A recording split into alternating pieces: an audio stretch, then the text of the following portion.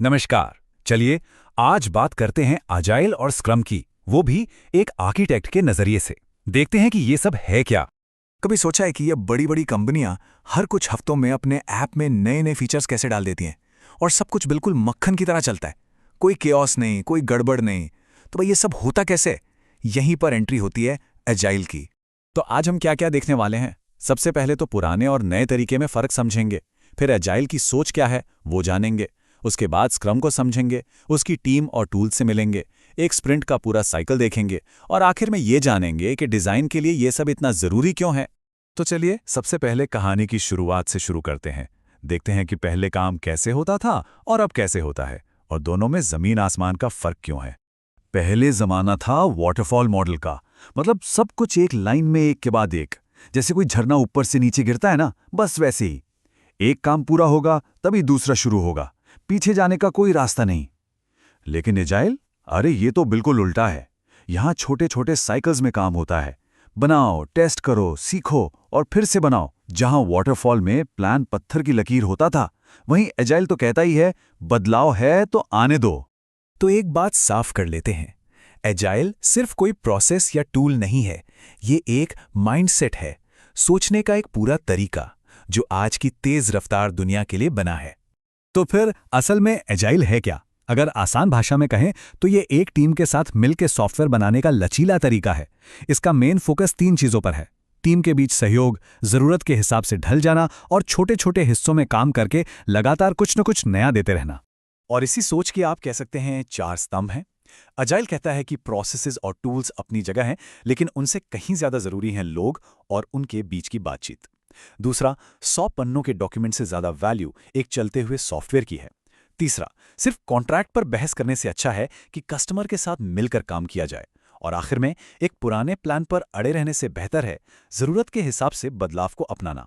अच्छा, तो अजाइल तो हो गई फिलॉसफी, यानी कि क्या सोचना है। लेकिन अब सवाल आता है कैसे करना है, और यहीं पर आता है स्क्रम। स्क्रम वो प्लेबुक है जो अजाइल सोच को एक्शन में बदलती है। तो स्क्रम एजाइल के अंदर ही काम करने का एक फ्रेमवर्क है, एक ढांचा है। ये क्या करता है? ये बड़े से बड़े, मुश्किल से मुश्किल प्रोजेक्ट को छोटे छोटे मैनेजेबल हिस्सों में तोड़ देता है और फिर इन हिस्सों पर स्प्रिंट्स नाम के छोटे साइकिल्स में काम किया जाता है। और ये स्प्रिंट्स होते कितने लंबे हैं? आमतौर पर 1 से 4 हफ्ते। इसे एक छोटी रेस की तरह समझिए, जिसका एक साफ गोल है। ये छोटा टाइम फ्रेम टीम को फोकस रखता है और बाजार के बदलावों के साथ तेजी से कदम मिलाने में मदद करता है। ठीक है, स्प्रिंट समझ आ गया। अब देखते हैं कि इस टीम में होता कौन कौन है और वो कौन से टूल्स यूज करते हैं, मतलब प्लेयर्स कौन है और उनके खेलने का सामान क्या है। स्क्रम टीम में मेनली 3 रोल होते हैं। पहला है प्रोडक्ट ओनर। ये वो इंसान है जो कस्टमर की आवाज है और ये तय करता है कि कौन सा काम सबसे पहले करना है। फिर आता है स्क्रम मास्टर। इन्हें आप टीम का कोच समझिए, जो नियमों का पालन करवाता है और टीम के रास्ते की रुकावटें दूर करता है। और आखिरी में, लेकिन सबसे जरूरी, डेवलपमेंट टीम। ये हैं असली क्रिएटर्स, डिजाइनर्स, इंजीनियर्स, टेस्टर्स, जो मिलकर प्रोडक्ट को बनाते हैं। अब ये टीम काम को मैनेज करने के लिए 3 खास चीजें इस्तेमाल करती है। एक है प्रोडक्ट बैकलॉग, समझ लीजिए ये पूरे प्रोजेक्ट की एक मास्टर टू डू लिस्ट है। फिर है स्प्रिंट बैकलॉग, ये उस मास्टर लिस्ट से चुने हुए काम हैं जिन्हें एक स्प्रिंट में पूरा करना है। और तीसरा है इंक्रीमेंट, जो हर स्प्रिंट के आखिर में तैयार होता है। ये प्रोडक्ट का एक चलता हुआ काम करने लायक हिस्सा होता है। तो चलिए अब महसूस करते हैं कि एक स्प्रिंट असल में चलता कैसे है। इसका एक अपना रिदम है, एक अपनी लय है, कुछ फिक्स मीटिंग्स होती हैं जो पूरे साइकिल को एक स्ट्रक्चर देती हैं। हर स्प्रिंट की शुरुआत होती है स्प्रिंट प्लानिंग से, जहां टीम मिलकर तय करती है कि इस स्प्रिंट में क्या लक्ष्य हासिल करना है।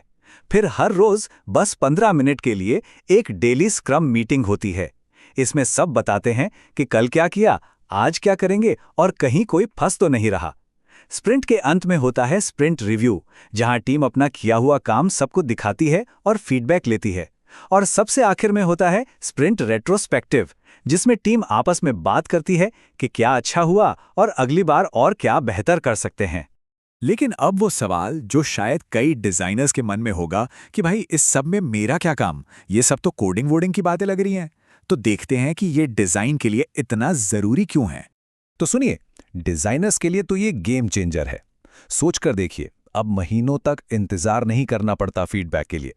हर 2 हफ्ते में यूजर्स से पता चल रहा है कि डिज़ाइन काम कर रहा है या नहीं। डेवलपर्स के साथ मिलकर काम होता है तो जो डिज़ाइन हुआ है वो असल में बन भी सकता है, ये कन्फर्म्ड रहता है। और महीनों लगाकर एक बड़ा डिज़ाइन बनाने की जगह अब हर स्प्रिंट में थोड़ा थोड़ा डिज़ाइन बनता है और बेहतर होता जाता है। और ये बात इस एक लाइन में बहुत खूबसूरती से कही गई है। अजाइल और स्क्रम सिर्फ डेवलपर्स के लिए नहीं है, ये एक बेहतरीन डिजिटल प्रोडक्ट बनाने में शामिल हर इंसान को ताकत देते हैं।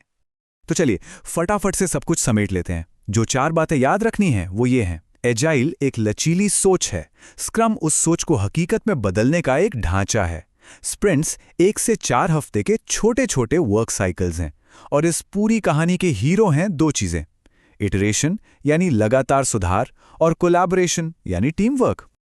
और जाते जाते एक सवाल के साथ छोड़े जाता हूं। जरा सोचिएगा, क्या कोई टीम सिर्फ स्क्रम के नियम कानून मानकर सच में एजाइल बन सकती है, या फिर एजाइल होना सिर्फ नियमों को फॉलो करने से कहीं ज्यादा बड़ी बात है? सोचिएगा जरूर।